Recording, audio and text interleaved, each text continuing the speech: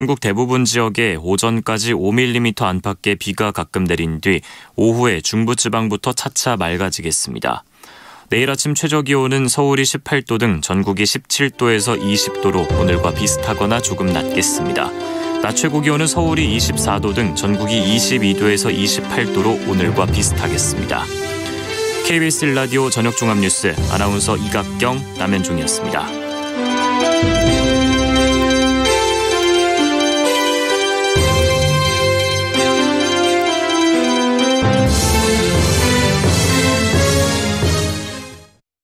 지금 시각은 7시 20분입니다.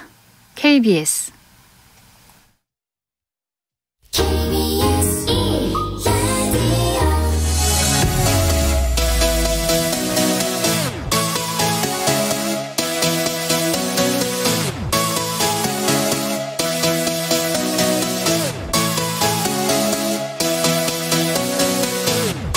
KBS 열린 토론.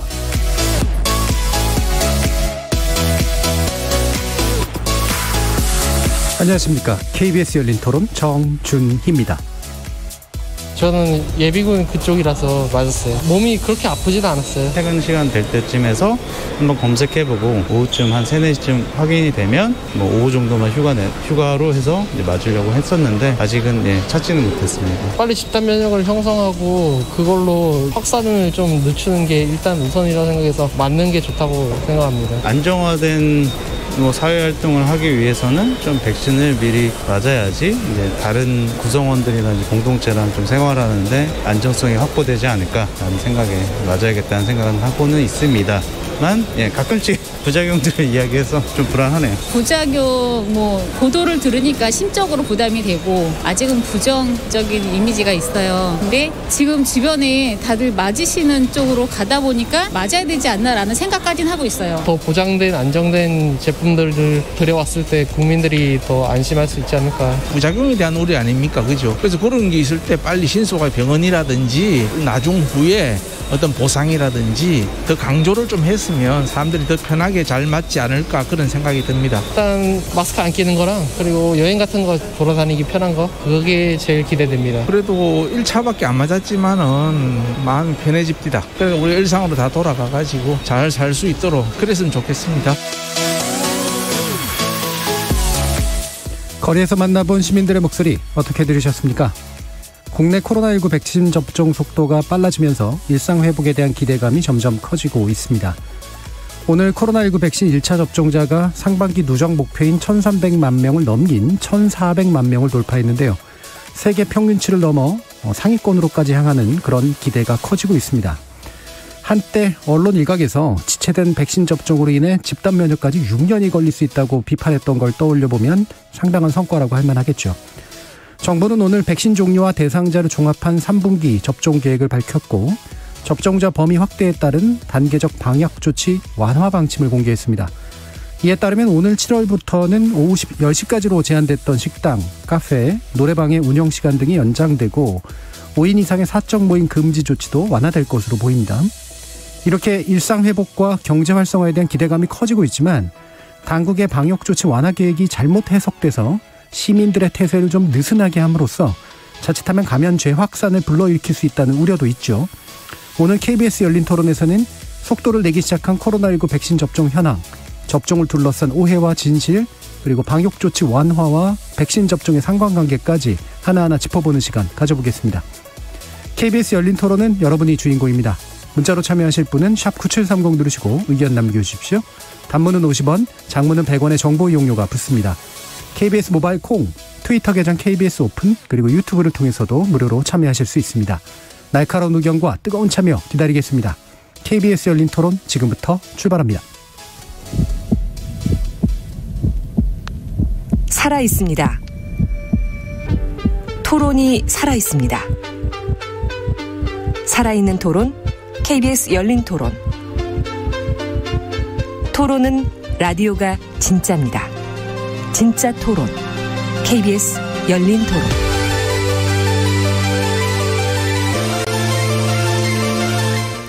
오늘 논의를 위해 네 분의 전문가 모셨는데요. 먼저 경기도 코로나19 긴급단장이시죠. 임승관 단장 나오셨습니다. 네, 반갑습니다. 시민건강연구소 세계화와 건강연구센터장이십니다. 최홍조 건양대 예방의학과 교수 나오셨습니다. 네, 반갑습니다. 가천대 예방의학과 정지훈 교수 나오셨습니다. 네, 안녕하세요. 신경인류학자이신 박한선 박사 나오셨습니다. 네, 박한선입니다. 청취자 여러분들도 다양한 의견 부탁드리겠습니다. 자, 아까도 말씀드렸지만 이제 상반기 누적 목표를 이제 초과한 수치가 좀 발표가 됐고요. 코로나19 백신 1차 접종자가 이제 꾸준히 좀 늘어날 것으로 보이는데 일단 목표보다는 좀 더 빠르게 속도가 좀 나오고 있어서 좀 다행이긴 합니다. 현재 상황 어떻게 보고 계시는지 간단한 평가부터 들어보도록 하겠습니다. 임승관 단장님. 네. 위험 소통을 방해했던 참 여러 가지 장애물들이 중간에 있었는데 그런 것들을 잘 넘어서면서 잘 과업을 달성하고 있다고 생각합니다. 예. 확진자가 이렇게 접종자의 숫자가 늘어나는 부분도 그렇지만 벌써 이제 좀 사망자가 감소라는 현상들이 통계적으로도 드러나기 시작하거든요. 이렇게 저 같은 전문가들은 때로는 이 정도의 준비 상황에서 이렇게 어려운 과업을 이렇게 난이도 높은 과업을 잘 수행할 수 있을까 염려하거나 조금 비관적인 전망을 내세우기도 했었는데 정말 뭐 우리 정부도 그렇고 시민들도 그렇고 대단하신 것 같아요. 근데 이 정도 준비 상황에서 어떻게든 해내는 이런 임기응변적인 부분들 능력 정말 높이 사지만 또 다시 이렇게 얘기하면 그 부분들이 다시 잘 돌아봐줘야 되기도 한다라고 생각합니다. 예. 전문가다우시게 원래 또 약간 비관적인 전망도 많이 얘기해 주셨고 원래 이제 그렇게 경고하시는 거잖아요. 그리고 지금도 이제 이 수치가 자칫하면 그 아래 감춰져 있는 어려움들을 오해하게 만들 수도 있고 그래서 좀 짚어볼 필요가 있다. 이런 그리고 또 과정들을 돌아보는 것을 또 게으르게 하면 안 된다는 거죠. 알겠습니다. 최용조 교수님 말씀 듣죠. 네, 저도 뭐 여러 어려움들이 있었지만 이제 접종률이 빠르게 상승하고 있는 것은 상당히 긍정적이다라고 평가를 하고 싶고요. 이제 하지만 이제 정부의 방역 정책을 잘 따르고 이 순응할 만한 형편에 있는 사람들 을 대상으로 한 어떤 정책들로 여기까지 왔다라고 하는 생각을 좀 합니다. 예를 들어 보면 이제 시민의 관점으로 보면 사실 백신 접종의 신청의 출발선은 이 신청서 우편물을 받는 순간이거든요. 그럼 주소가 자주 바뀌거나 아니면 실거주지에 거주하지 않거나 또는 뭐 우편물을 읽을 상황이 좀 어렵다거나 아니면 읽을 시간이 없는 사람들에게는 순서가 와도 참여할 만한 형편이 안 된다라는 것이죠. 그래서 평균 이상의 사람들을 위한 이 백신 정책으로 여기까지 성공적으로 왔으니까 앞으로는 이제 그 너머의 문제에 집중해야 하지 않을까라고 생각합니다. 예. 이른바 이제 소외될 수 있는 분들이 남아있기 때문에 그 수치까지 고려하면 이제 계속해서 이렇게 잘 나갈 수 있을까에 대한 충분한 고민이 필요할 것 같고요. 박한선 박사님 말씀도 한번 들어볼까요? 작년만 해도 이제 예측 기관도 그렇고요. 저도 그랬습니다. 이게 백신 접종이 이렇게 빨리 될 거라고는 생각도 못 했고요. 사실 전대미문의 일입니다. 백신 개발을 이렇게까지 빨리 개발하고 임상시험을 신속하게 하고 그리고 세계적인 접종, 생산과 접종 이렇게 빨리 하게 된 건 어떤 면에서 과학의 힘이라고 볼 수 있고요. 첫 번째. 두 번째는 보건의료 그리고 이제 국제적인 공조가 도움이 됐다고 생각합니다. 뭐 아까 말씀하신 것처럼 아직 어려움이 없는 건 아닌데요. 누가 예측했던 것보다도 가장 긍정적인 시나리오로 가고 있기 때문에 저는 앞으로도 어려움들을 잘 극복할 수 있지 않을까 그렇게 생각합니다. 예. 원래 그 비관 전문이신데 오늘은 낙관 전문으로 좀 해주셨네요. 약간 보조를 마치겠습니다. 자, 정재훈 교수님 말씀 듣죠. 네, 저는 이제 좀 비관적이면 이제 말씀 좀 드려야 될 것 같은데요. 네, 지난 1년 반 동안 국민들께서 정말 답답하고 고생을 많이 하셨습니다. 그런데 백신 접종이 초기에는 속도가 많이 나지 않으면서 거기에 더해서 백신의 안전성과 효과성에 대한 논란이 겹쳐지면서 지금 1,400만 명 접종에 도달했지만 앞으로가 저는 더 중요한 시점이라고 보고요. 첫 번째는 앞으로 접종이 이어지기 위해서는 무엇보다도 공급이 안정적으로 계속해서 이루어져야 됩니다. 공급이 지속되는 것이 중요할 것 같고요. 두 번째는 이제 접종률은 앞으로 안정적으로 계속 올라갈 겁니다. 올라가는데 어느 순간부터는 접종률이 올라가지 않는 지점, 굉장히 70% 정도에 도달하게 되면 그때부터는 1%가 올리기 어려운 지점에 도달하게 될 텐데 그 지점에 도달했을 때 과연 우리 사회가 어떤 준비를 하고 있냐가 정말 중요할 것 같고요. 그 1%를 올리기 위해서 우리가 가져야 되는 신뢰의 크기랑 무게가 어느 정도일지 가늠하기도 어렵거든요. 그런 신뢰를 지금부터 좀 쌓아가야 된다라고 봅니다. 예. 자, 그러면 좀 말씀 그 부분을 지적해 주신 김에 다시 정재훈 교수님께 여쭙겠는데 지금 이제 우리 접종 패턴을 보면은 완만하게 가다가 정체돼 있다가 쭉 하고 이제 올라가는 이제 그런 패턴으로 나타났잖아요. 여기에서 이제 장애가 됐던 요소는 이제 우리 불안감도 있고 그다음에 수급 요인들도 있었고 그다음에 또 기타 또 올라가는 거는 그게 좀 전변된 것도 있고 또 우리 이제 그 방역 역량이랄까 이런 부분도 작동한 걸 텐데 이런 어떤 장애가 될 요인들하고 좀 긍정적으로 봐야 될 요인들은 지금까지 어떻게 좀 드러나나요? 네, 백신 접종률을 바라보는 데 있어서는 시간이라는 관점을 항상 봐야 되고요. 우리가 접종이 처음에 시작됐을 때에는 접종률이 빠르게 올라가지 못하는 이유는 대부분 공급 때문입니다. 네네. 공급이 안 되고 느리게 되기 때문에 접종률이 올라가지 못하는 것이거든요. 그런데 공급이 잘 되는 순간에는 대부분의 나라를 보면 접종률이 급격하게 올라갑니다. 이미 접종 의사가 있으신 분들은 참여해서 동참하시면서 접종을 하시는 것이거든요. 근데 그런 이제 조금 시간이 지나가게 되면 백신은 이미 남아돌게 됩니다. 남아돌게 되지만 접종 의사가 없으신 분들은 의사가 확고하시거든요. 네. 그러면서 이제 초반에는 공급이 장애 요인이 됐던 것이 후반에 되면 이제 백신 접종이나 접종을 주저하시는 분들이 생기시게 되거든요. 주저하는 분들을 어떻게 설득하냐가 정말 후반기에 중요한 지점이 될 것 같습니다. 예.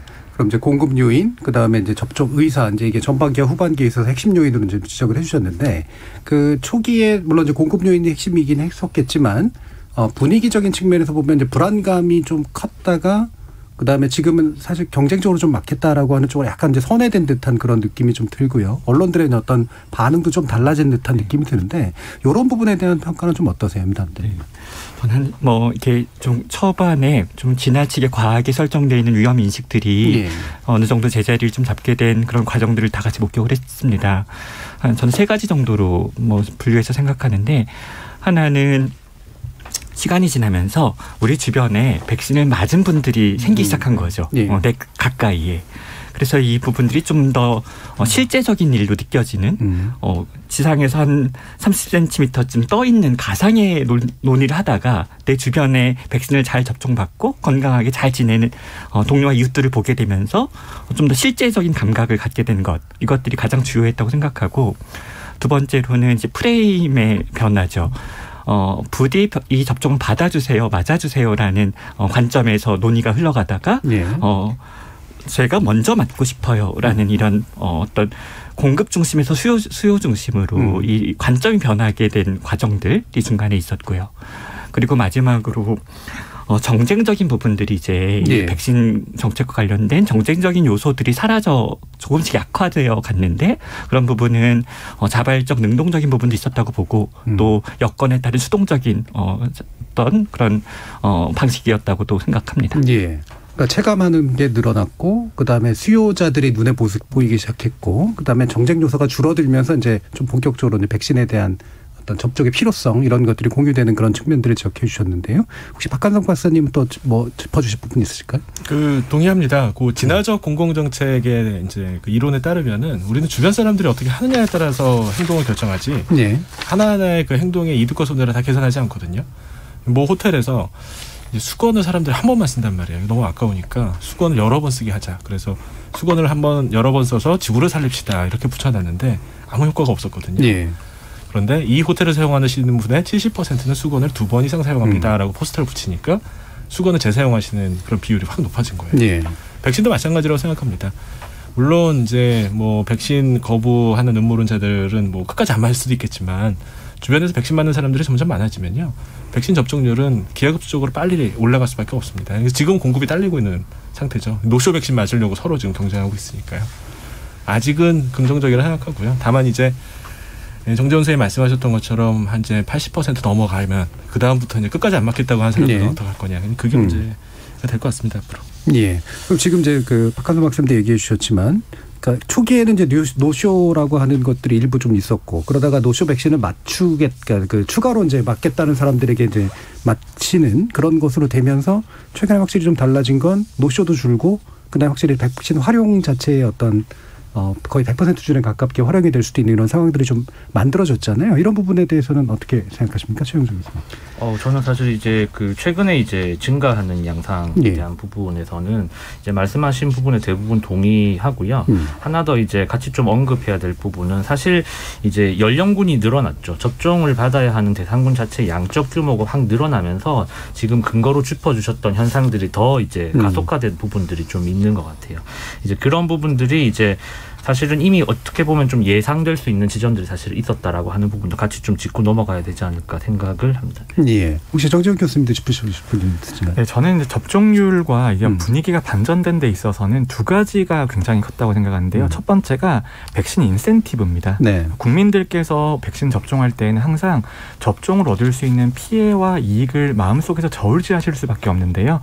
실질적으로 느낄 수 있는 혜택이 눈에 보이면서 그 혜택을 받을 수 있다라는 시간 일정이 제시가 되면서 아무래도 국민들께서 백신에 대해서 좀 적극적으로 생각해 주신 게 아닌가 하고요.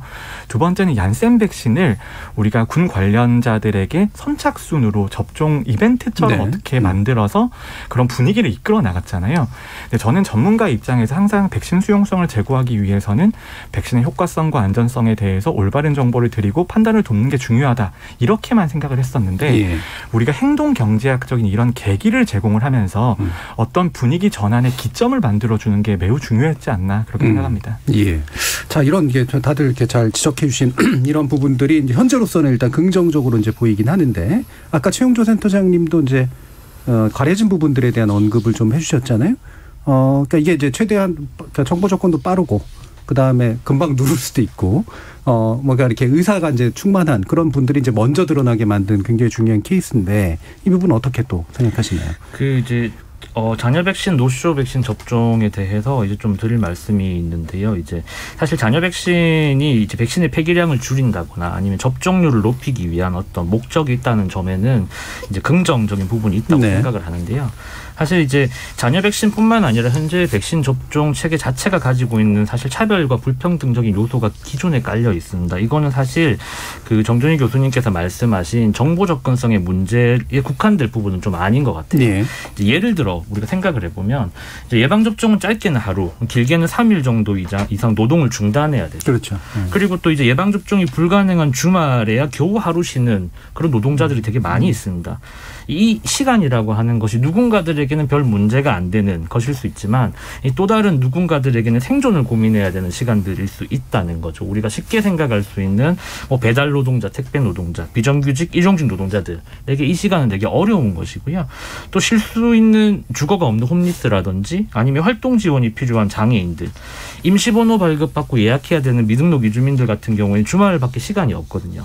이런 분들 입장에서는 사실 자녀 백신 접종 신청 이런 것들은 되게 꿈 같은 이야기일 수밖에 없다라고 하는 부분이고요. 사실 이 자녀 백신 접종이 결국 선착순 접종입니다. 선착순 접종이 비윤리적이고 차별적이고 불평등하다라는 이유 때문에 저희가 그 어려운 논의 과정을 거쳐서 우선순위를 정한 거죠. 1월 달에. 그리고 그 우선순위의 원칙에 따라서 지금 쭉쭉쭉 가고 있는 건 거죠. 그런데 자녀 백신이 등장하면서 우리가 힘들게 세웠던 그 원칙, 선착순이라고 하는 불평등한 것을 넘어서려고 했던 것들을 스스로 무너뜨려버리는 형태로 결론이 나버린 것은 상당히 안타까운 지점이라고 생각을 하고요. 정부가 이제 뒤이어서 60세 이상에게 자녀 백신의 우선권을 줬던 그런 형태로 정책을 좀 변경을 했던 것은 그나마 이제 저희가 세웠던 원칙인 연령 이라고 하는 이 기준들을 고려한 접근이기 때문에 좀 다행스러운 부분이 아닐까라고 생각을 합니다. 예.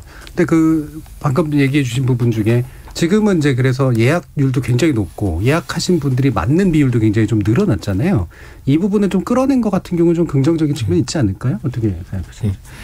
이제 카카오나 네이버 같은 이 포털 플랫폼을 통해서 자녀 백신을 접종하게 된 그 사건, 신청할 수 있었던 사건이 모멘텀이 된다고 저도 이제 생각하고 정재훈 교수님이 말씀하신 것처럼 이 부분이 개인의 어떤 수요 관점으로 전환되거나 조금 어느 정도의 경쟁적인 관점으로 이제 사유될 때 접종률을 빨리 올릴 수 있고 사회의 면역력을 더 쉽게 획득할 수 있죠. 근데 이제 최 교수님 말씀하신 것처럼 이 두 가지 가치가 항상 일치하지 않는다는 거죠. 효율을 올렸을 때 효율을 올리고자 했을 때 잃어버리는 것들이 있는데 그런 부분들을 우리가 때에 따라서 필요에 따라 선택할지라도 무엇을 잃어버리고 있는지에 대해서는 기록하고 토론되고 사유돼야 된다는 그런 관점인 것 같습니다. 예.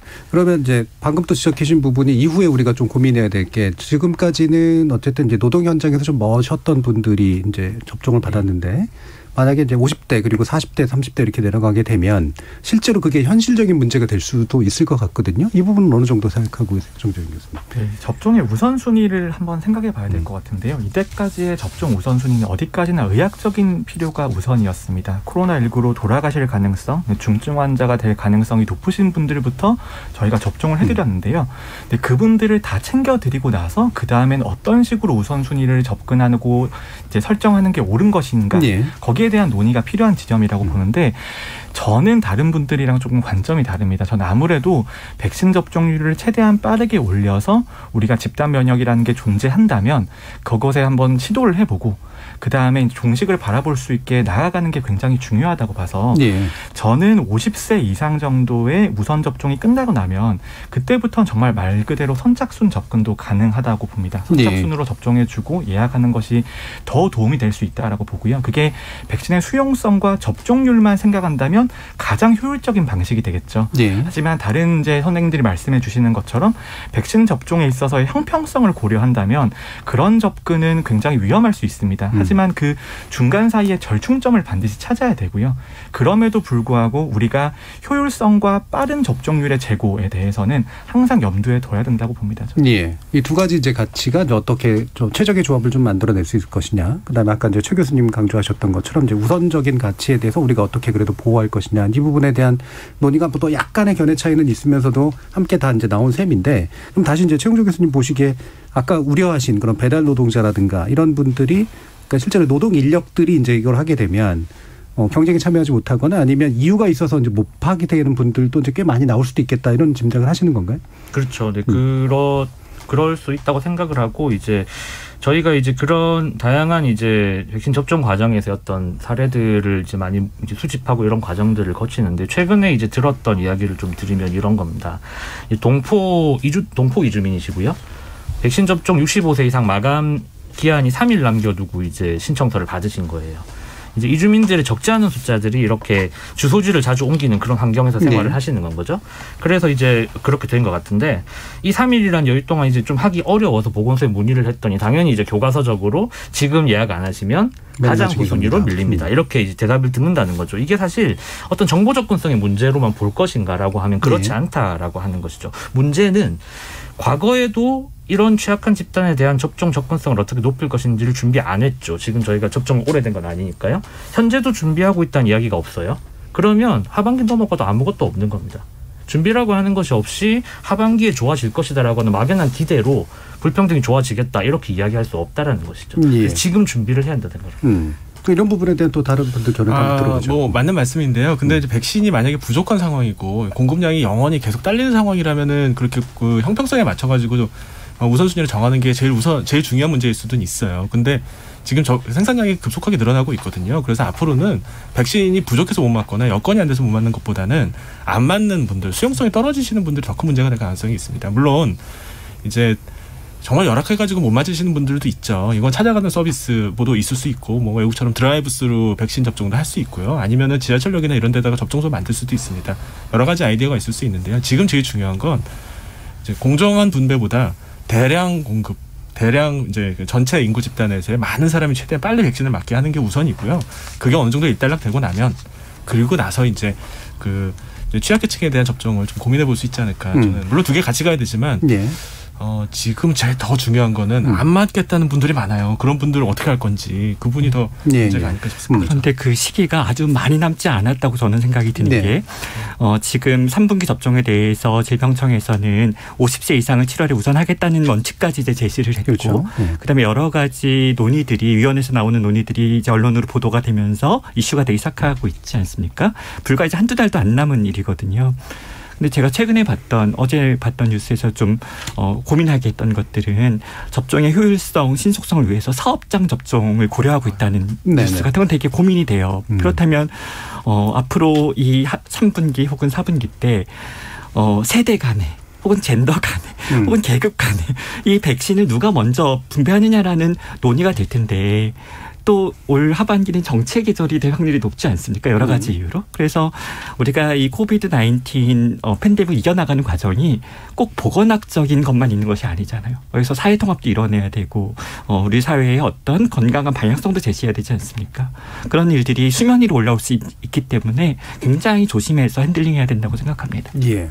그럼 자, 이런 부분들이 이제 동시에 좀 고민되는 게 생각보다 일찍 올 수도 있다라고 하시는 건데, 그럼 두 가지를 짚어봐야 될 것 같아요. 일단 그러면 이제 초기에 공급의 문제가 나중에 이제 수용성의 문제로 바뀐다라고 얘기를 해주셨는데, 그럼 공급은 여전히 계속해서 충분할 것이냐? 아까 이제 박한선 의원님이 전제해 주신 것처럼.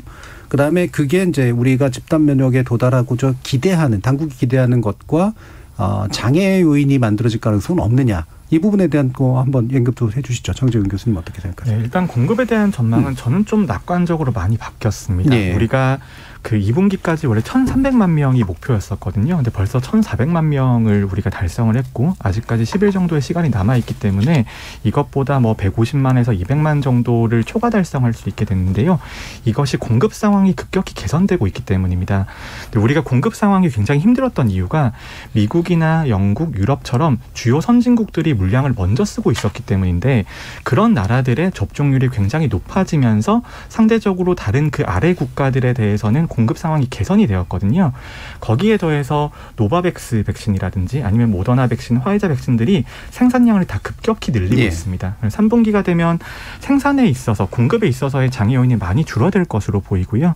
그것보다 더 중요한 것은 과연 우리가 접종률을 어디까지 목표로 잡아야 되는지가 정말 중요하다라고 봅니다. 우리가 접종률을 70%라고 바라본다면 집단 면역이라는 것은 도달 불가능할 수도 있는 이야기인 거고요. 그렇다고 해서 우리가 접종률을 100%까지 올리는 건 현실적으로 불가능하거든요. 우리가 정책적인 목표를 몇 %에 설정하냐에 따라서 우리 미래의 행보가 많이 달라질 것으로 생각이 됩니다. 예. 그럼 흔히 이제 70%면 집단 면역 딱 되고 그다음부터 뭔가 다 해결되고 뭐 이런 생각들 하는데, 정책적인 목표는 그거보다 높거나 낮을 수도 있고, 현실에서 할 때. 그러면 또 이제 높거나 낮기 때문에 생길 수 있는 여러 가지 요인들을 또 어떻게 보완할 것이냐, 이런 부분도 고민이 돼야 될 것 같은데, 관련해서도 한번 말씀 들어보죠. 임 담장님. 그러니까 이제 집단 면역, 뭐 면역 우산, 집단 면역에 대한 목표, 그 원하는 성과가 무엇인가라는 질문입니다. 이 질문이. 여기에 대해서 이제 두 가지 관점이 있을 수 있죠.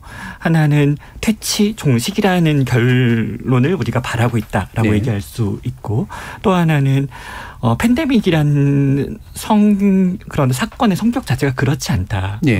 종식이나 퇴치는 불가능한 류의 사건이고, 따라서 이것은 조절되고 관리되는 것이다라고 이제 얘기할 수 있을 겁니다.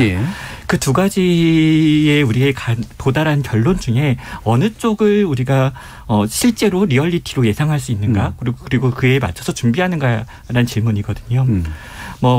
많은 위원들이, 전문가들이 생각이 조금씩 다르겠지만, 저는 제 입장은 이것들은 이 팬데믹을 우리가 대응하는 것은 조절하는 것이라고 생각하고 관리 있습니다. 쪽에 더 가깝다. 즉 이렇게 우리가 사회적 거리두기를 하고 백신 사업을 하는 이유는 서지가 무서워서라는 거죠. 급격한 증가. 그래서 급격한 폭증이 무서운 것이고, 일상적으로 항상적으로 일어나는 일들은 충분히 우리가 갖고 있는 체계 안에서 관리가 되는 겁니다.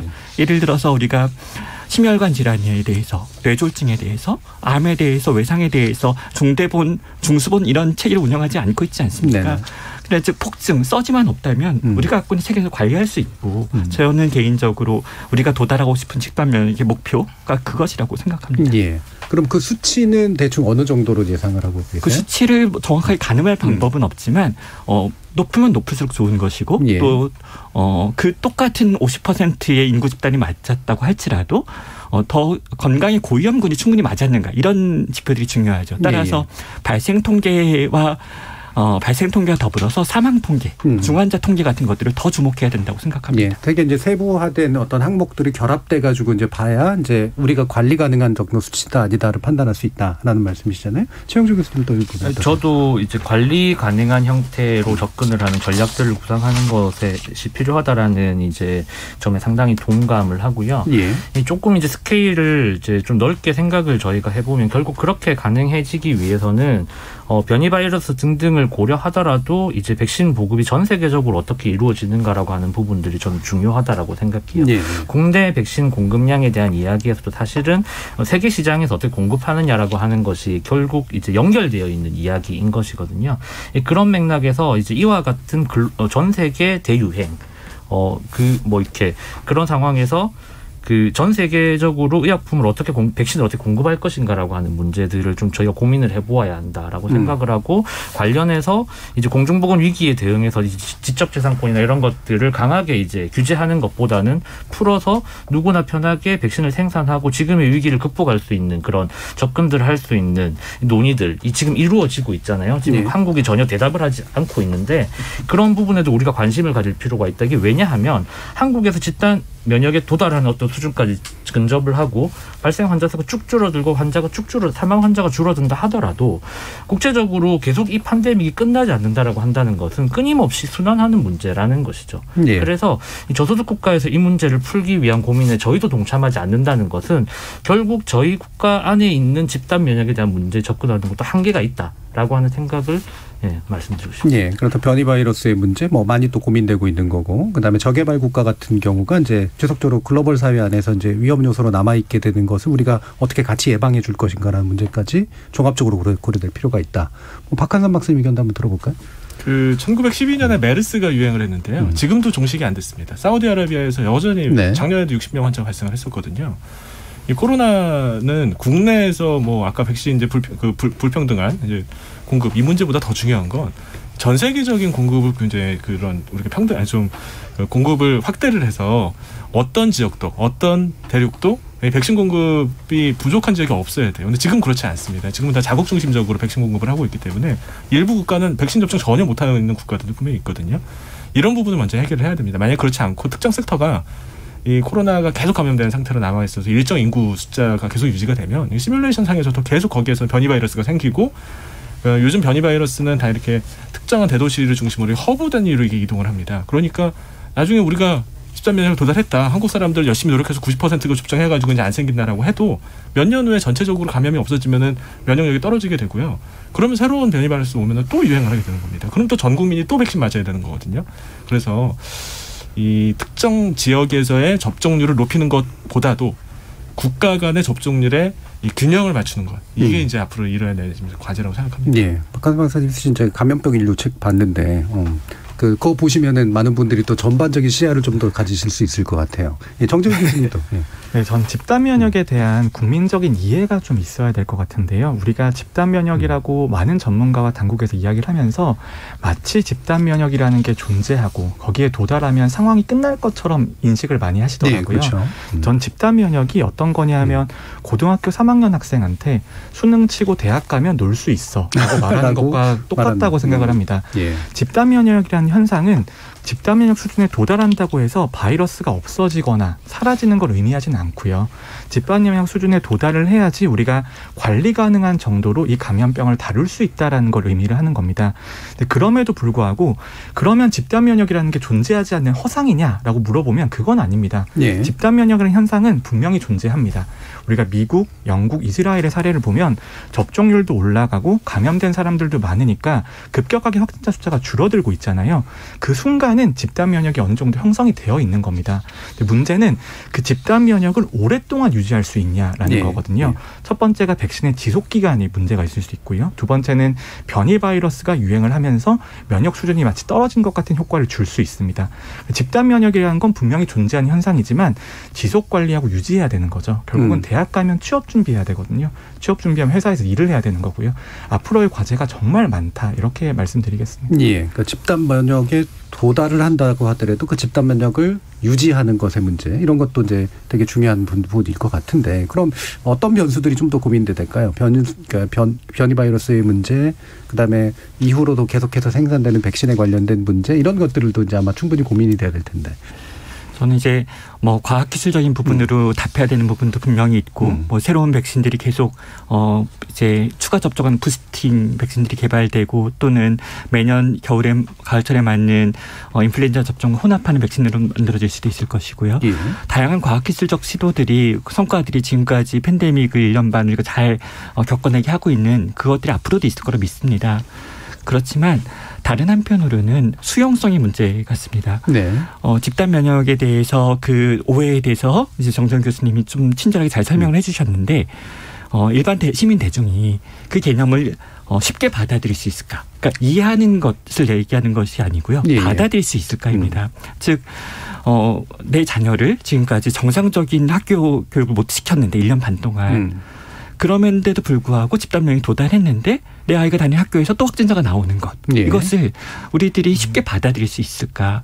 즉 수용 가능한 위험이라는 개념 아래서 위험이 이제 낮아졌으니 이 남은 위험을 이제 수용하고 지내는 것이 합리적이다라는 이 설명들을 우리가 잘 해내야 되고 그 설명들을 오해 없이 잘 받아들일 수 있어야 되는 거죠. 네. 그래서 사회적 수용성이 굉장히 중요하고 그래서 민주주의적인 어떤 토대가 혹은 정치가 중요하다고 생각합니다. 네. 제가 뭐 이건 되게 단견일지 모르겠습니다만 뭐 신종플루 없어진 게 아니고 아까 메르스 얘기도 하셨는데 이 단어가 언론에서 사라져야 그 또 굉장히 중요하지 않을까 싶거든요. 그러니까 일상적인 것으로 받아들이려면 특이한 것에 대한 언급들이 이제 사라지는 단계도 굉장히 중요할 것 같은데 물론 일부러 없애겠다 이런 식의 얘기는 물론 아니겠습니다만 뭐 최원주 교수님은 또 어떻게 생각하시나요? 네, 저도 이제 결국은 이게 정체 영역일 수 있다라는 생각들을 좀 해볼 필요가 있다라고 생각을 합니다. 이제 비건한 예로 저희가 지금 아마 오늘 아까 말씀하셨는데 5인 이상 집합 금지라든지 아니면은 뭐 10시 이후 뭐 이렇게 영업 금지 이런 기준들이 좀 바뀌어가는 네. 과정들을 보시면 이게 저희가 사실 거리두기 단계에 원래 없었던 내용들이거든요. 없었던 내용들이 행정명령으로 이제 아마 그 연말연시 대책 뭐 이런 것들 등장을 했으면서 그대로 남아 있다가 이제 변화되어 가는 것들이죠.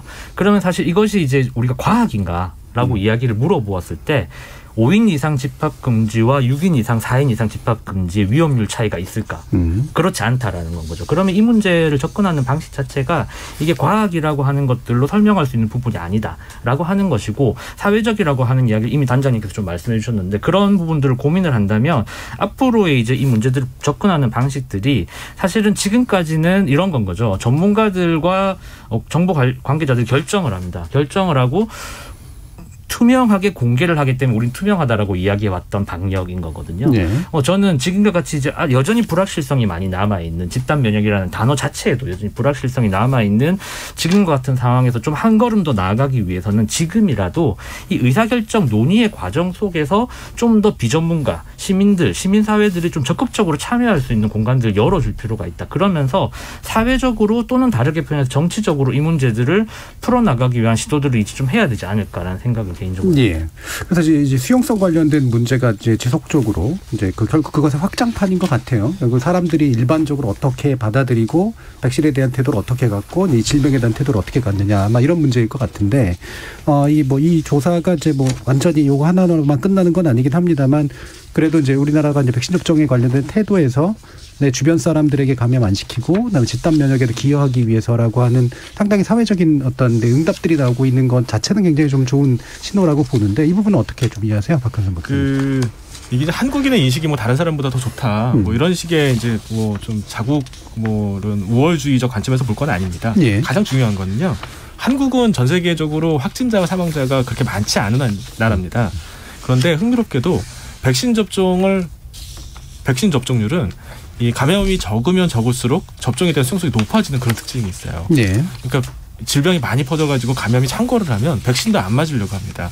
새로운 백신에 대한 본능적인 두려움이 생기기 때문에 오히려 역설적으로 감염이 많으면 백신 접종률이 떨어지고 감염이 적은 나라일수록 백신 접종에 대해서 수용성이 높아지는 그런 현상이 있습니다. 그래서 우리나라에서 백신 접종에 대해서 그래도 사람들이 비교적 잘 수용하고 있고 지금 뭐 서로 노쇼 백신 맞겠다고 이렇게 경쟁을 하는 건 우리가 지금까지 강력한 사회적 거리두기하고 마스크 쓰기라든지 이런 방역 노력을 통해 가지고 어느 정도 수준으로 이 감염을 통제를 했기 때문에 이제 그 통제 덕분이라고 생각을 합니다. 그래서 처음에는 이제 백신에 대한 두려움이 있었는데 뭐 아까 말씀드린 것처럼 많은 사람이 백신 접종 맞으면서 우려가 좀 불식된 것 같습니다. 예. 자, 그러면 일부 마치기 전에 이 부분 한 번만 짚고 앉아 마치면 좋을 것 같은데요. 일단 3분기 접종 계획이 나오면서 50대에 대한 얘기도 나왔고 그다음에 이른바 교차 접종 가능성에 대해서 이제 열어놓게 됐잖아요. 여러 가지 백신들, 특히나 이제 뭐 아스트라제네카를 맞았던 분들이 이제 파이자를 맞게 된다거나 이런 것들은 충분히 잘 검토된 내용이라고 보시는지에 대한 의견 한번 물어볼게요. 네, 교차 접종이 오늘 이제 발표가 되었는데요. 네. 과학적인 관점에서 본다면 교차 접종은 의학이나 백신 개발하는 사람들이 꿈꾸는 일 중에 하나였습니다. 네. 교차 접종이 불가능했던 이유는 제약 회사들이 자신의 제품을 팔아야 되기 때문에 교차 접종이 불가능했던 이유가 꽤 있었거든요. 과학적으로 보면 교차 접종을 하면 서로 다른 면역을 만들어내는 작용을 하기 때문에 효과는 조금 높아질 수 있고요. 그리고 이미 유럽과 여러 나라들에서 교차 접종을 하고 있습니다. 그 데이터를 보면 효과는 조금 높아질 가능성이 있고 그다음에 중증 이상 반응에 있어서는 큰 차이가 없다라는 결론이 나오기 때문에 과학적으로 봐서는 큰 문제가 없는 그런 판단이라고 보고요. 예. 또 하나 정책적인 이유는 이제 부스터 백신 이야기를 아까 하셨는데 부스터 백신을 내년에 맞아야 되는 게 거의 확정이 되고 있습니다. 예. 근데 그 부스터 백신 같은 경우에는 불가피하게 교차 접종을 해야 되는 상황이거든요. 그렇기 때문에 지금이라도 우리가 빠르게 준비해서 근거를 만들 필요가 있다. 이렇게 봅니다. 예. 그러면 이제 과학적으로 충분히 의미가 있고 사실 불가피하기도 하다라는 말씀이신데 혹시라도 예를 들면 이제 그러면 나는 이것도 안 맞고 싶고 저거는 맞고 싶고라고 하는 어떤 백신 간의 또 차이를 가지고 얘기하는 논의가 혹시라도 자극되는 그런 측면들은 없을까? 어떻게 생각하시나요? 교차 접종의 이슈를 다루면서 백신 선택권이라든지 어떤 백신에 대한 뭐 이렇게 낙인 효과를 또 일어나는 일들이 생길 가능성이 이렇게 높지는 않다고 생각합니다. 저희가 지난 봄부터 이제 아스트라제네카사 백신에 대한 논란들이 많았던 부분이 과연 순수하게 과학이나 정책의 영역이었는가를 이제 고민해 보면 되죠. 그런데 그런 부분들이 상당 부분은 정치의 이슈였거든요. 근데 그런 것들 한 고비를 잘 넘어간 경험을 우리 사회가 했기 때문에 그 흐름들을 잘 살릴 수 있을 거라고 저는 생각합니다. 예, 알겠습니다. 자, 그럼 지금까지도 청취자들이 보내주신 의견 좀 들어보고요. 2부 논의로 들어가도록 하겠습니다. 정의진 문자 캐스터. 네, 청취자 여러분이 보내주신 문자 소개해드리겠습니다. 9778님, 백신 맞기 전엔 걱정이 많았는데 막상 접종을 하고 나니 속이 후련합니다. 제 경우엔 다행히 이상 반응도 없었습니다. K80782253님, 나이 많은 분들의 나라 사랑에 대한 열망이 백신 접종으로 이루어졌다고 봅니다. 9909님, 어머니께서 아스트라제네카 백신 맞고 4일째 되던 날 고열과 두통으로 응급실을 찾았습니다. 다행히 일주일 동안 항생제와 진통제를 복용하시고 좋아졌습니다. 체력이 워낙 바닥인 분이셔서 잠시 나빴나 보다 생각하고 있습니다. 2차 접종에 대한 두려움이 있으시나 이 정도 치료로 부작용을 넘어설 수 있다면 맞으셔야 한다고 권하고 있습니다. 왕팬님, 빠른 집단 면역으로 마스크 없는 사회로 전환됐으면 좋겠습니다. 이두관님, 대부분의 언론과 정치인들이 자기들의 이익을 위해 국민 건강을 인질로 잡았던 부분은 지금도 어이가 없습니다. 9678님, 어제 운이 좋아서 오후 4시에 자녀 백신을 맞았습니다. 그런데 오늘 새벽 3, 4시부터 열이 나고 몸살기가 왔어요. 아침에 체온을 재니 38.2도였기에 일을 하지 않았으면 했지만 눈치가 보여서 출근했습니다. 백신 접종을 하면 법적으로 하루 쉴 수 있었으면 좋겠습니다. 오늘 하루 일을 하는데 지옥이 따로 없네요.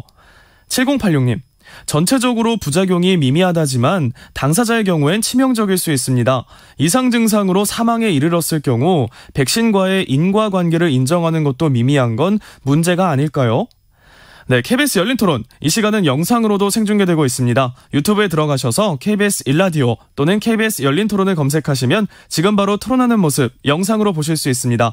지금 방송을 듣고 계신 청취자 모두가 시민 노객입니다. 계속해서 청취자 여러분들의 날카로운 시선과 의견 보내주세요. 지금까지 문자캐스터 정의진이었습니다. 토론이 세상을 바꿀 수는 없습니다. 하지만 토론 없이 바꿀 수 있는 세상은 어디에도 없습니다.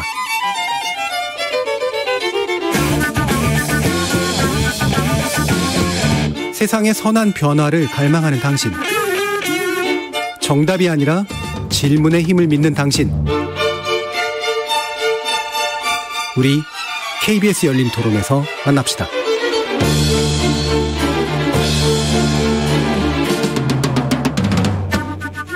KBS 열린 토론, 오늘은 백신 접종을 어떻게 더 원활하게 진행할 것인가라는 문제를 놓고 함께 이야기 나누고 있는데요.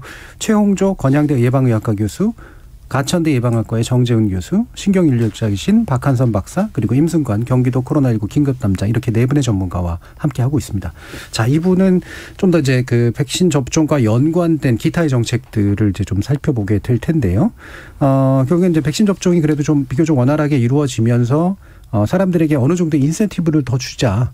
더 빨리도 맞게도 하고 그다음에 약간 심리적인 어떤 이렇게 막 억제돼 있던 이런 부분들을 또 좀 더 어느 정도 보상도 해주는 이런 식의 부분들이 자꾸 논의가 되고 있는데 이게 이제 충분히 어느 정도 선에서의 인센티브와 그다음에 방역 조치 완화가 필요할지에 대해서도 아마 견해들이 조금씩 또 다르실 것 같아요.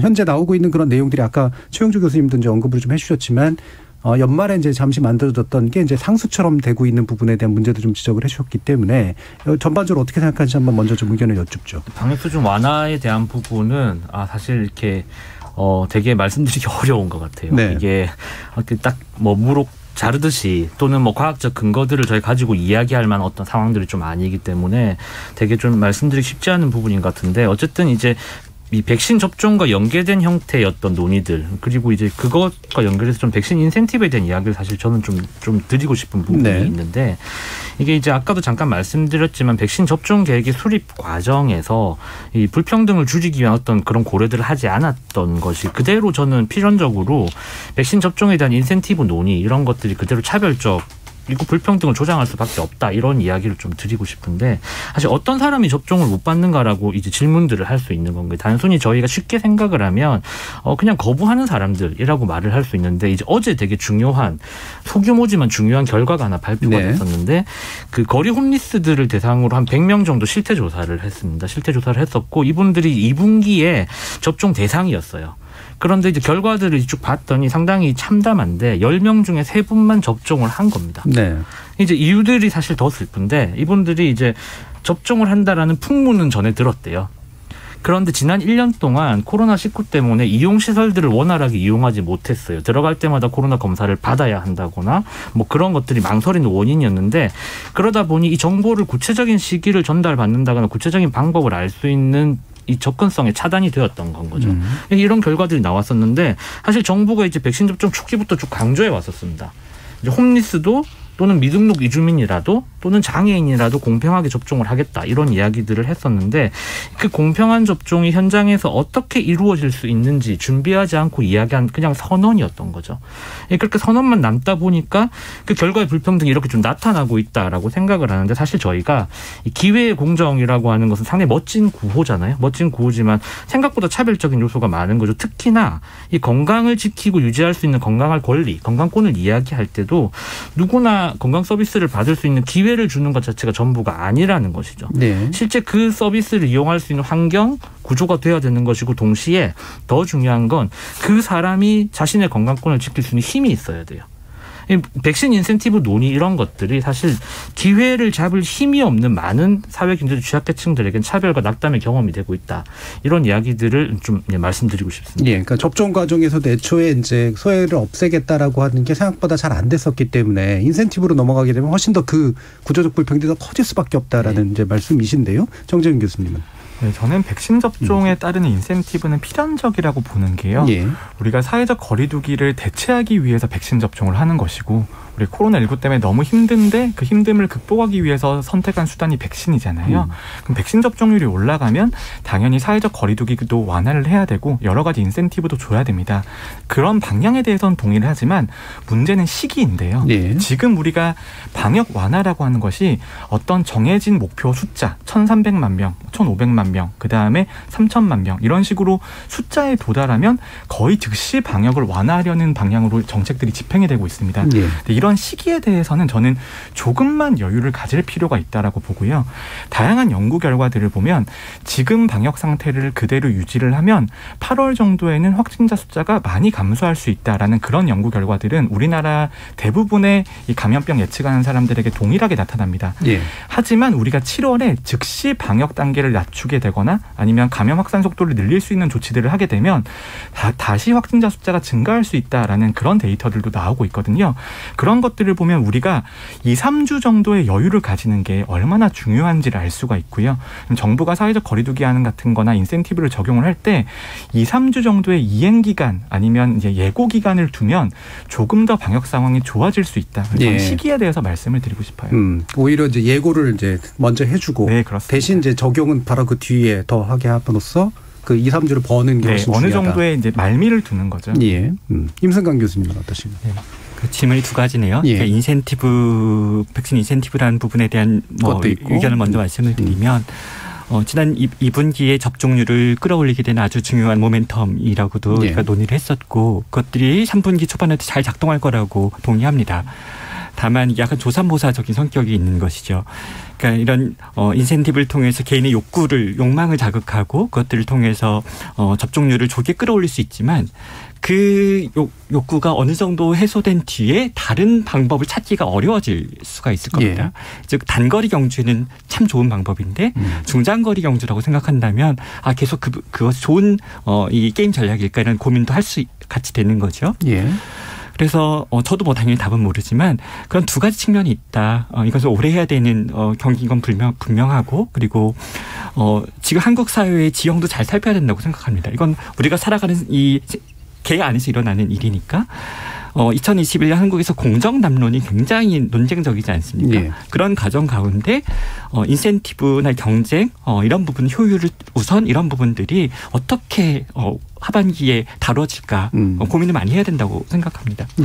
그리고 이제 방역 정책의 완화에 있어서는 아까 저는 이 집단 면역이라는 것이 종식이나 퇴치가 아니라 조절이나 관리의 개념이다라고 말씀드렸잖아요. 그럼 이걸 전자제품에 비유하자면 스위치를 끄는 것 같은 온 오프 스위치를 올렸다 내렸다는 것 같은 것이 아니라 볼륨 다이얼을 아날로그 다이얼을 조금씩 내리는 것 같은 일일 거라는 거죠. 따라서 백신 접종률이 올라가고 이미 고령층의 사망자는 줄기 시작하지 않았습니까? 그렇다면 이걸 아주 다이얼을 조심스럽게 돌리듯 조금씩 돌려서 내려와야 되는 그런 숙제가 있다고 생각합니다. 그러니까 디지털적인 게 아니라 아날로그적인 거다. 라는 연속적인 거니까 그런 말씀 주셨는데 그러니까 인센티브 이제 관련해서는 결국에는 이제 인센티브에도 카드니까 효용감이 이제 줄어들 수가 있기 때문에 작은 것부터 해서 좀 더 이제 큰 것까지 쭉 이렇게 뭔가 이렇게 계속해서 카드를 지속할 수 있는 방법도 굉장히 중요하다. 그다음에 또 우리 불평등이나 공정의 문제에 대한 고려도 중요하다. 이제 이런 지적도 주셨네요. 박한성 박사님은 어떻게 생각하시나요? 딜레마죠. 딜레마인데 백신 접종을 하려고 하는 목적 중에 숨은 우리의 무의식적인 동기는 마스크 벗고 싶은 거예요. 근데 백신 다 맞았는데 마스크 계속 쓰고 사회적 거리두기 계속해라. 그러면 이거 왜 맞는 거야? 이런 얘기가 나올 수밖에 없거든요. 그럼 전 국민이 100% 맞을 때까지는 안 된다. 아니면 뭐 마스크는 다른 병도 감염을 막아주니까 계속 앞으로 영원히 쓰고 다니라. 이럴 수 없는 일입니다. 문제는 아까 정재훈 선생님 말씀하셨던 것처럼 이게 의학적인 면에서의 이제 그 방역 조치 완화 시기하고 대중이 느끼는 시기가 좀 달라요. 그리고 반드시 방역 조치가 완화되면 확진자 늘어날 수밖에 없습니다. 그리고 그중에 일부는 죽습니다. 하지만 그렇다고 해서 영원히 방역 조치를 높은 수준으로 유지할 수는 없는 거거든요. 그래서 이건 의학적인 문제가 아닙니다. 정치적인 문제예요. 그리고 공공정책 메시지는 공공보건 관련된 메시지는 심플해야 됩니다. 그래서 이거를 뭐 5명, 그러면 좀 있으면 7명, 9명, 뭐 12명 뭐 이런 식으로 세세하게 나누는 건 사람들이 따르지도 못하고 효과도 없습니다. 어느 정도는 감소가 가는 수밖에 없어요. 책임을 누군가 져야죠. 근데 책임을 아무도 안 지려고 하는 지금 상황 때문에 계속 이렇게 아주 디테일하고 복잡한 지금 방역 조치만 나오고 있거든요. 이거는 효과도 없고 아무 의미도 없습니다. 그래서 어느 시점에는 끊고 가야 됩니다. 그게 어느 시점인지에 대해서 미리 가이드라인을 제시해 주는 게 필요하다고 생각합니다. 이제 사실 우리 대중들이 이제 인식하는 그 방역 상황이라는 건 결국은 사실 따지고 보면 이제 마스크 쓰냐 안 쓰냐. 그 다음에 여러 사람이 모여서 술 먹을 수 있느냐 아니냐. 세 번째는 해외여행 갈 수 있느냐 아니냐. 사실 뭐 이런 거잖아요. 그러니까 이런 측면에서의 어떤 기본적인 이제 지표들이 이제 그러면 굉장히 중요할 텐데 이 세 가지 지표 중에 결국은 이제 마스크라는 굉장히 상징적인 지표에 대해서는 또 어떻게 생각하시냐 뭐 의견도 듣고 싶네요. 정재훈 교수님. 네, 마스크 착용이 코로나19 방역에서는 정말 중요한 역할을 했다고 보고요. 마스크 착용은 가장 늦게 해제해야 될 수 있는 일이라고 봅니다. 지금 마스크 착용을 해제하고 있는 나라가 뭐 이스라엘, 그다음에 영국, 미국 이런 국가들이 있는데요. 그런 국가들은 이미 어떻게 보면 집단 면역 수준에 가까이 간 나라들이라고 볼 수 있습니다. 그리고 워낙에 마스크에 대한 거부감이 심한 나라이기도 했었고요. 그렇기 때문에 실내든 실외든 마스크를 벗을 수 있었는데 우리나라에서는 아직까지는 확산 방지에 도달할 정도의 백신 접종률이 절대 아닙니다. 거기에 더해서 확산 정도가 너무나 낮았기 때문에 미국은 이미 작년 12월을 보면은 전체 국민 중에 4분의 1이 감염되어서 면역을 획득했다고 하거든요. 그게 벌써 6개월 전 이야기입니다. 데이터를 보면. 근데 그 뒤로 보면은 전체 국민의 3분의 1 정도는 이미 감염되어서 면역을 획득했을 수 있거든요. 반면에 우리나라는 가장 최근 조사를 보면 2%가 채 되지 않습니다. 우리의 집단 면역 수준이라는 건 곧 백신의 접종률인데요. 그 접종률이 확산 방지에는 정말 충분한 수준이 아니기 때문에 마스크는 접종률이 굉장히 높아져서 확산 방지에 대한 자신감이 생길 때 그때 벗을 수 있는 것이라고 보고요. 마스크를 벗을 수 있다라는 신호를 주는 건 정말 위험할 수 있다 이렇게 생각합니다. 그러니까 실제로 저도 좀 걱정이 되는 게 그러니까 실외에서는 벗어도 된다. 그것도 1차 접종자는 벗어도 된다 그러면 1차 나누는 것도 참 어렵고 실외에서 벗는 분들이 실내 가가지고 쓰려고 할까라고 하는 그런 생각도 있고 아예 마스크를 입고 오거나 놓고 오는 경우들도 좀 생길 것 같고 이런 식의 좀 복잡함이 확실히 좀 수반이 되는 것 같거든요. 어떻게 생각하세요? 그러니까 마스크 착용을 백신 인센티브에 연동하는 것은 굉장히 위험하다고 생각하고요. 사회 갈등 요인이 될 것이라고 생각하고 뭐 효과도 정책 효과도 좋지 않을 거라고 생각합니다. 다만 실외 공간과 실내 공간에서의 마스크 착용에 대해서는 조금 더 확고한 입장을 정하고 또 그것들을 잘 위험 소통해내는 것이 필요하다고 생각합니다. 사실 지금 우리 정부 정책 안에서도 야외 실외에서 2m 이상의 거리가 유지될 때는 안 써도 되는 것이 정책이지만 그렇게 알고 있는 시민들이 거의 없잖아요. 그래서 사실 과학 기반은 아니거든요, 이것이. 그런데 적어도 이 실내 공간의 위험성, 그리고 실외 공간에서의 어떤 안전성이라는 이 두 가지의 비교들을 저희가 이해하고 있다면 그 부분들은 잘 위험 소통해서 먼저 이 우리 국민들에게 좀 더 편안할 수 있는 어떤 방법을 제시하는 것도 저는 필요하다고 생각하는 입장입니다. 아까 이제 박한선 박사님이 이제 결국 이건 정치적이고 사회적 소통의 문제다라고 얘기는 해주셨습니다만. 이제 그래도 마스크는 그래도 과학에 있어서 굉장히 중요한 영역이라는 또 얘기도 해주셨어요. 근데 이걸 어떻게 그럼 믹스할 것이냐라는 문제일 텐데 어떻게 판단하시나요? 근데 사실 실제로 말하면 마스크에 대해서는 작년부터 논란이 계속 있었습니다. 처음에도 이게 마스크 쓰지 말아라는 얘기도 미국에서 이미 있었었어요. 그때 지금도 이제 마스크가 효과가 있다는 게 이제 실증적으로는 보여지고는 있지만 마스크를 벗어도 되느냐 안 되느냐에 대해서는 여전히 또 논란이 있거든요. 근데 이것보다 더 중요한 문제는요. 노마스크를 하려고 하면 일단 백신 접종 한 사람과 안 한 사람은 나눌 수 있어야 되는데 우리가 이마에다가 백신 접종 한국 붙여고 다닐 게 아니거든요. 그러니까 누가 백신 맞았는지 안 맞았는지를 모르는 상태에서 누군 벗어도 되고 누군 안 벗어도 된다라고 하면은 이거야말로 진짜 분열적인 상황이 될 수밖에 없습니다. 그래서 아까 말씀하신 것처럼 마스크에 대해서 세세한 기준을 만들어가지고 영화관은 되고 넓은 지역은 되고 좁은 지역은 안 되고 가족은 되고 누구는 안 되고 이렇게 할 게 아니라 마스크는 일거에 한 번에 해제를 해야 됩니다. 그래서 일거에 한 번에 해제를 하려면 어느 시점이 돼야 될지에 대해서는 그거는 이제 근거를 가이드라인을 만들어야죠. 그래서 어느 정도에서 접종률이 높아지고 확진자가 한 20-30명 이사로 전국에서 이렇게 줄어들었다. 확진자 더 이상 발생하지 않고 혹은 발생한다 하더라도 역학조사를 통해 가지고 통제할 수 있는 상황이다. 이렇게 된다면 오늘부터 마스크 전면 해제 이렇게 가는 게 그게 맞다고 생각합니다. 지금처럼 500명씩 생기고 있는데 마스크 벗는 건 이거는 백신 맞은 사람이라고 벗을 수 있다. 이건 좀 아니라고 생각합니다. 아까도 그러면 아까 논의의 연적으로 보면 결국은 메시지는 심플해야 되고 그렇습니다. 그러면 지금은 아니고 그런 면에서 보면 언젠가는 확실하게 그냥 다 벗는 쪽으로 가는. 네네 맞습니다. 최용준 교수님은 어떻게 생각하세요? 시민들의 관점에서는 상당히 이제 힘들잖아요. 쓰고 있는 자체 힘든 게 이제 문제인 것이고 정부나 이제 또 관점에서는 경제라고 하는 문제들이 또 있는 건 거죠. 그래서 사실 이렇게 복합한 원인들과 이제 엮여 있는 부분이 있는 것 같은데 저희가 그래서 저는 계속 잊고 있는 게 뭐냐면 사실 거리두기의 조치, 이 방역 조치 마스크를 포함해서 기준은 뭐냐면 환자 수거든요. 환자 수가 사실 기본적인 기준이죠. 그래서 환자 수가 줄어들면 자연스럽게 방역 조치는 완화가 되는 것이 지금 우리가 가지고 있는 기준이라는 걸 너무나 많이 잊고 있는 것 같고, 이런 부분들을 저는 한 번 더 환기하면서 이 원칙에 준해서 여러 가지를 좀 따져가면 좋겠다. 그리고 방금 윤승관 담장님도 말씀하셨지만 저희가 2단계 이상이면 실외 같은 경우는 이제 뭐 마스크 쓴다 이런 것들이 거리두기 그 체제 들어있는 것은 아니거든요. 네. 근데 이제 마치 그렇게 알고 있는 것이죠. 그래서 실제로 우리가 가지고 있는 그 기준이라고 하는 것들에서 점점 멀어져서 이 문제들을 해석하고 바라보고 어떻게 해야 할까를 논의하고 있는 게 아닌가라는 생각을 한 번 더 제가 좀 말씀드리고 싶고, 그래서 백신 접종이라고 하는 것이 사실 가장 유력한 수단인 것이 분명하고, 그 과정에서 저희가 이제 방역 조치들이 같이 움직여지는 것이니까 그 결과로 어떻게 하면 빨리 환자 숫자를 줄여낼 것인가에 집중하는 것, 다시 좀 더 의지들을 모아내야 되는 게 아닌가라고 생각을 합니다. 예. 자, 그럼 결국 이제 다시 백신을 그래도 끝까지 이제 빨리 또 많이 이제 맞히는 것이 결국은 다시 중요한 문제가 이제 되고, 그것이 이제 나머지 문제들을 결국 결정하게 될 것 같은데요.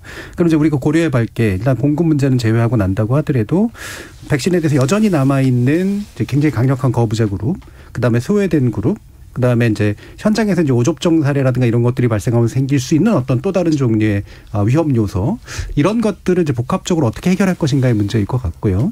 이게 이제 뭐 인센티브도 좀 사실 그 부분까지 고려해서 이제 진행을 해야겠죠. 정재훈 교수님 어떤 의견이신가요? 저는 이제 인센티브에 있어서는 좀 창의력을 발휘할 필요가 있다라고 봅니다. 근데 우리가 지금 인센티브가 너무 방역 관련된 데 집중되어 있고요. 네. 근데 그런 인센티브는 접종률을 높이기도 하지만 방역이 완화되는 효과도 가지고 있기 때문에 방역에 영향을 주지 않으면서도 국민의 동참을 이끌어낼 수 있는 그런 수단이 좀 있어야 된다라고 보고요. 저는 경제적인 인센티브를 적극적으로 고려해 볼 수 있다라고 봅니다. 네. 근데 우리 사회가 사회적으로 도움이 되거나 사회한테 이익이 되는 행동에 대해서 경제적으로 보장하는 거에 대해서는 너무나 터부시하는 경향이 있었어요. 네. 근데 저는 특히 젊은 연령층에 있어서는 개인적인 관점으로 본다면 그분들은 코로나19가 위험해서 접종하시는 분들이 아니거든요. 우리 사회를 예전으로 돌리기 위해서 접종에 동참해 주시는 분들입니다. 다른 말로는 접종에 이익이 적으신 분들이거든요. 그런 분들에게는 전 충분히 경제적 인센티브를 제공해 줄 수 있다라고 보고요. 재난지원금과 연계를 한다거나 아니면 접종에 따른 지원금을 지급한다거나 아니면 약간의 재미 요소를 감안을 해서 미국의 많은 주에 사고 있는 것처럼 백신 복권을 발행을 한다거나 이런 식으로 경제적인 지원이 가미가 되면 방역에도 영향을 주지 않으면서도 유의미한 수준으로 접종률을 높일 수 있는 좋은 방법이 될 수 있다, 이렇게 봅니다. 예, 그 부분이 되게 중요할 것 같아요. 그러니까 방역에 잘못된 시그널을 주지 않으면서도 실제로 유인이 될 수 있는 부분, 경제적인 거 고려해야 된다 이런 건데, 결국 다시 이제 또 불평등이나 이런 문제가 나설 수도 있잖아요. 정재 교수님. 그런 것 같습니다. 취약계층에게 지난 1년간의 방역이 뭔가, 사실 저는 백신 미루기, 취약계층에서의 백신 미루기가 지금 조사된 바들은 좀 아직 없지만 생각보다 점점 올라오고 있다라는 양상들이 좀 보이는데 이게 이제 결국 저는 각인되어 있는 경험에서 나오는 것이라 생각을 하거든요. 물론 정부나 이런 것들이 중요하겠지만 그런 거죠. 이제 최근 사례인데 건설 일용직 노동자들이 아주 짧은 점심시간에 한 200명 이상 모이는 식당에서 밥을 후다닥 먹어야 돼요. 거기에 환자가 한 명 생기고 전파가 됩니다. 그러면은 이 점심시간을 좀 나누어서 분산 조치하는 이런 방역 조치 이런 게 이루어질까요? 아니죠. 그냥 검사합니다. 검사하고 일주일에 한 번씩 검사하고 또는 일용직 노동자들에게 채용할 때마다 검사하는 이런 행정명령들을 했던 것이 불과 최근 전라북도의 사례였거든요. 그런 부분들인 건 거죠. 장애인들에게 접종 가능성들을 좀 올려주기 위해서 의료기관의 턱을 없앤다거나 승강기를 이용한다거나 이런 조치들을 하죠. 하면 그게 끝이냐? 그렇지 않다는 거죠. 발달 장애인들에게는 쉬운 설명이나 그림 같은 것들이 필요한 거고요. 그다음에 청각장애인들 같은 경우는 입모양이 보이는 마스크를 쓰고 있는 의료진들이 필요한 거죠. 뇌병변 장애인들은 의사소통의 기술이라든지 그런 배려들이 필요한 것이고, 이런 부분들 지난 1년간의 사실 본 방역 과정들이 이 사람들에게 어떤 기억들을 남겼을까, 개인에게 책임을 묻고 그다음에 차별적이고 강압적인 조치들을 경험하면서 이 사람들에게 현재의 백신 정책을 어떻게 받아들여야 하는가라고 하는 부분들을 다시 또 생각해봐야 된다 생각을 하고요. 사실 이 정부의 강압적인 조치, 감염병에 대해서라고 하는 것이 사회 경제적으로 취약한 사람들에게 불평등하게 집중되는 것은 한국의 지금의 문제만이 아닙니다. 역사적으로 감염병 정책이 항상 그러해 왔었고요. 국제적으로도 그러해 왔었습니다. 근거들은 너무 많거든요. 지금 사실은 저는 감염의 위험 때문에 선제 검사를 지금 아마 아마 최근에 지자체 지침에 선제검사가 공식적으로 들어갔습니다. 그렇게 역학적인 어떤 연관이 이런 거 무관하게 선제검사를 할 수 있게 허용을 했거든요. 만약에 그렇게 할 정도로 위험한 사람들이면 백신 접종을 해라. 백신 접종 우선순위 그런 사람들 넣자라고 하는 이야기들을 이제 할 때가 됐다. 아까 말씀하신 것처럼 50세가 넘어가는 이제 상황으로 가는 건 거잖아요. 그러면 가장 위험한 고연령 집단들에 대한 문제들이 좀 풀려가기 때문에 이제는 선제 검사보다 훨씬 더 좋은 방역 정책인 백신을 이렇게 좀 취약한 사람들에게 구체적으로 다가갈 수 있는 방법들을 고려하면서 했으면 좋겠다라고 하는 것이고, 한 가지만 제가 더 말씀드리면 이게 이제 그 효율과 형평을 어떻게 동시에 할 것인가라고 이야기들을 하는데, 사실은 미국에서의 예방접종 지침을 잘 보면요, 개발된 과정들을 가만히 보면 실제로 이 부분들을 같이 고려해서 우선순위를 정합니다. 특히 이제 과학적인 부분, 윤리적인 부분, 다음에 제일 중요하게 또 하나 보는 것이 실행 가능성인데, 만약에 이 집단들에게 백신 접종을 할 수 없다, 실행 가능하지 않다라고 하면 그 대책은 무엇인가가 계획 속에 담기는 겁니다. 그게 작년 12월에 나왔던 미국 질병관리청의 계획인 거거든요. 하지만 저희는 그런 논의를 전혀 안 했잖아요. 네. 이제 하자는 건 거죠. 네. 알겠습니다. 그러니까 이를테면 이제 좀 아이디어신 것 같긴 한데, 선제적으로 계속해서 검사를 받아야 되는 분들이 오히려 더 빨리 받을 수 있도록 한다라든가, 그렇게 해서 접종률을 높인다든가, 이런 식의 실행성을 상당히 좀 고려하자. 임승관 교수님도 어떻게 생각하십니까? 네. 이렇게 비슷한 얘기들이 저희가 좀 반복적으로 나누고 있고요. 여러 의견에 다 공감합니다. 특히 이렇게 방역에 나쁜 시그널을 주지 않으면서 경제적인 인센티브를 말씀하시는 정재훈 교수님이 굉장히 흥미롭고 동의가 됩니다. 근데 지금 저희가 이 백신 접종과 관련해서 백신 접종 서비스 대상자 얘기를 계속하고 있는데, 사실 현장에서 이제 지자체 현장에서 일하고 있는 입장에서는 행위자 이슈가 사실 훨씬 더 중요하다고 생각합니다. 그러니까 보건소를 얘기하는 겁니다. 지금 시군구 보건소가 얼마나 소진되고 있고 얼마나 소모되고 있는지 같은 부분들, 즉 행위자의 역량 이런 부분들을 살피고 계획을 짜는 것이 이 최종적인 결과물에 더 많은 영향을 미칠 거라고 저는 생각이 듭니다. 때로는 그것들이 이제 민간 부분과 공공 부분 사이의 역할 분담일 수도 있고, 재정의 투입일 수도 있고, 여러 가지 정책적인 사업일 수도 있겠죠. 근데 지금 어쨌든 행위 주체에 대한 우리 선수들에 대한 평가가 조금 부족한 것이 늘 좀 신경 쓰이는 마음 아픈 부분입니다. 그러니까 당연히 이들은 맞춰줘야 되는 사람 이렇게 생각해서 그냥 그 수단으로 좀 그러니까 옆으로 당연히 이래야 되는 어떤 일꾼이라고 생각하는데, 그분들이 그 영역이 얼마나 지쳐 있고 소진되어 가는지를 살피지 않으면 이렇게 보건소 역량이 소진을 가엾하자는 게 아니라, 당연히 그건 그렇고요. 그것으로 인해서 일어나는 그 다음 일들, 이 대민들에 대한 서비스들이 훼손될 거 아닙니까? 그래서 행위 주체에 대한 지금 상황들을 잘 살펴주시는 게 정부나 시민들한테 꼭 부탁드리고 싶은 말씀입니다. 그렇죠. 그것도 좀 눈에 안 보였던 그런 부분일 수도 있겠네요. 그럼 박한선 박사님은 어떤 또 현명한 방법 같은 것도 추천해 주실 수 있을까요? 인센티브에 대해서는 경제적 인센티브든 아니면은 아주 좀 이벤트성 인센티브든 하나씩 폭넓게 하는 게 맞습니다. 왜냐하면 이게 그 인센티브를 제공하지 않고 백신 접종하면서 우리가 사회적 거리두기 하는 것 자체가 사실 일종의 부적 인센티브예요. 근데 이번 한 번이면 상관없는데요, 앞으로 이 감염병이 또 유행합니다. 그러면 다음번에 이런 일이 일어날 때 사람들한테 이 방역 정책에 대한 이제 그 수용성, 그리고 이제 수능도를 높이기 위해서는 이번에 잘해야 됩니다. 근데 이번에 방법이 있습니다. 백신 안 맞으면 처벌하고 벌금 때리면 돼요. 그러면 사람들 백신 맞을 겁니다. 하지만 이번 한 번으로 끝나는 거 아니거든요. 그래서 정부 정책에 잘 협조하고 긍정적으로 백신 맞고 협조할 때, 그때 나한테 개인적으로도 이득이 되고 사회도 이득이 된다는 이런 사회적 경험이 쌓여야 됩니다. 그리고 아까 말씀하신 것처럼 그런 게 일부 소외계층에 대해서도 폭넓게 제공이 될 때, 그래야 이제 다음번에 모든 계층들이 다 적극적으로 제2, 제3의 코로나 상황에서 접근을 잘 협조를 할 수가 있거든요. 장기적으로도 계속해서 맞춰야 될 걸 고민해서 이제 얘기를 해야 된다. 절대 끝나지 않습니다. 내년 되면은 우리는 이제 코로나 다 끝나고 이제 과거로 돌아간다, 2018년으로 돌아간다, 그런 일 없습니다. 아까 임승관 교수님께서 그 지자체 문제라든가 보건소 문제도 얘기해 주셨으니까 이 부분도 한번 얘기해 주시면 좋을 것 같은데, 위탁의료기관이나 이런 데들도 생길 수 있는 부담, 또는 또 혹시라도 잘못 교육됐거나 아니면 잘못 훈련됐기에 날 수 있는 문제, 이 부분도 되게 중요한 공백일 것 같아요. 그런 부분이 결국은 그런 위탁의료기관들을 관리하는 것은 결국 시군구의 역할이고 결국 보건소의 역할이거든요. 그러니까 보건소는 계속 작년에 방역 방역에만 방역에 전력했는데 이제 백신 사업까지 하고 있지 않습니까? 그리고 뭐 부산에서는 안타까운 사건도 한 건이 있었고요. 예. 이 보건소의 지금 역량들을 잘 살펴야 되는 상황이고 그게 보건소를 위해서가 아니라 보건소를 더하기 우리 시민들을 위해서 잘 살펴야 되는 영역이라고 생각합니다. 예. 보건소가 힘이 있어야 위탁 의료기관들에 대한 정확한 서비스도 제공하죠. 예, 중간에서 이제 그것들을 담당하고 관리해주는 그런 기관이 가지는 측면들. 정재윤 교수님 또 우리 이후에 이제 우리가 시민들이 어떤 것들을 좀 생각하고 그다음에 의료기관들이 또 어떤 것들을 또 준비하고 방역 단계에 뭘 해야 될까 말씀 주시죠. 네, 앞으로는 그래도 공급이 중요할 겁니다. 네. 그래도 제1정의 백신을 충분히 가지고 오는 것. 우리가 지금 말하는 것의 모든 전제는 3분기에는 충분한 백신이 공급된다라는 것이 보장되어야지 그렇죠. 가능한 이야기거든요. 그래서 정부 당국에서는 공급을 위한 최선의 대책을 수립을 해야 될 거고요.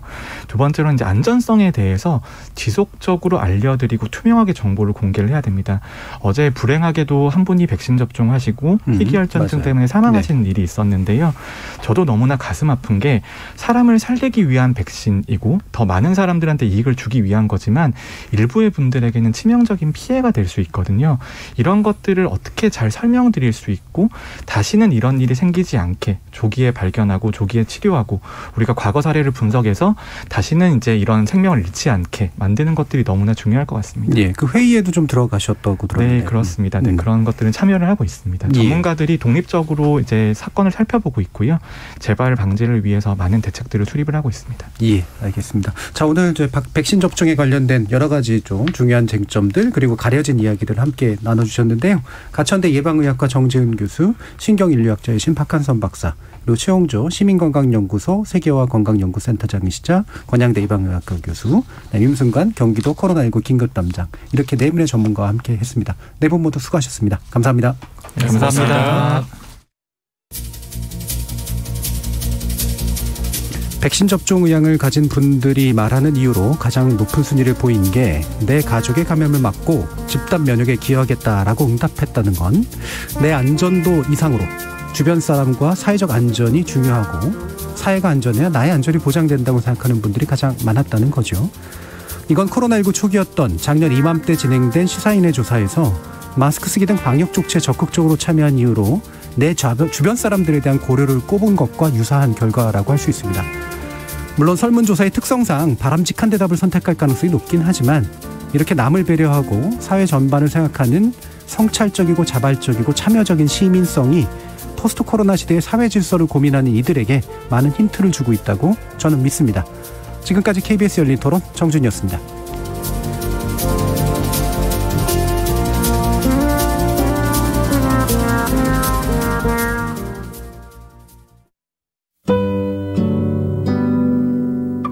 지난 2010년에 발생했던 IT 지진 기억하십니까? 리히터 규모 7.0, 200년 만에 최대 강진이 IT 수도를 흔들었습니다. 당시 여진의 공포 속에서도 IT의 라디오 방송국 시그널 FM은 방송을 멈추지 않았습니다. 24시간 지진 피해 상황을 내보냈으며 무엇보다 그들의 가장 큰 역할은 지진으로 인해 뿔뿔이 흩어진 가족을 찾아주는 것이었습니다. 살아있다면 방송국 앞으로 와. 여기서 기다릴게. 절망의 상황 속에서도 그들은 희망을 잃지 않고 작은 라디오에 귀를 기울였던 것입니다. 라디오의 힘을 믿습니다. 언제나 KBS 당신 곁에 라디오. 재난방송 주간방송사 KBS는 늘 여러분과 함께합니다.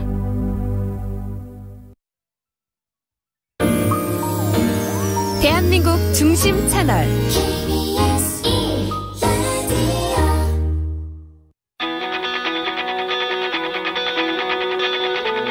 박태원의 스포츠.